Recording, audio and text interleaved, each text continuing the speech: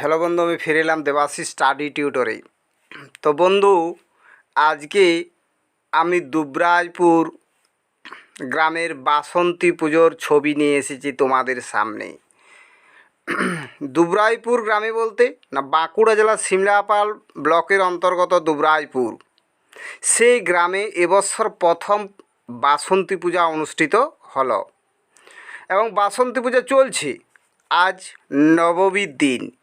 বিভিন্ন অনুষ্ঠান এখানে রয়েছে। দেখো, খুব সুন্দর প্রতিমা তৈরি করেছে।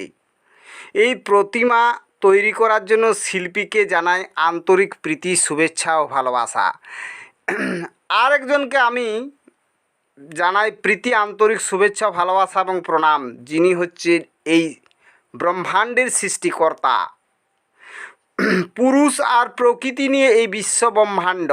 এই বাসন্তী দেবী হলেন মা, অর্থাৎ ইনিই মহামায়া, ইনিই জগত্তারিণী, ইনিই দুর্গা। মুক্তি বিনাশকারীর আশায় মানুষ এই বাসন্তী পূজা করে থাকে। বসন্তকালে হয় বলে এর নাম বাসন্তী পূজা। দেবী বাসন্তীর অসময়ে আরাধনা করেছিলেন শ্রী রামচন্দ্র, অর্থাৎ রাবণ বধের জন্য বাসন্তী দেবীর পূজা করেছিলেন। শরৎকালে হয় যে দুর্গা পূজা, তাকে শারদীয় উৎসব বলে, আর বসন্তকালে হয় তাই বাসন্তী উৎসব বলে। তো দুবরাজপুর গ্রাম যেন সেজে উঠেছে এই বাসন্তী পূজা উপলক্ষে। বিভিন্ন মেলা, অনুষ্ঠান, প্রোগ্রামের মধ্য দিয়ে সুন্দরভাবে পরিবেশিত হচ্ছে। আজ নবমীর দিনে ওখানে পুতুল নাচ হচ্ছে, বিভিন্ন অনুষ্ঠানের আয়োজন করা হয়েছে। তো গ্রামবাসী তথা এলাকার মানুষ ভিড় জমাচ্ছে এবং তারা খুব খুশি সুন্দর প্রতিমা দেখে।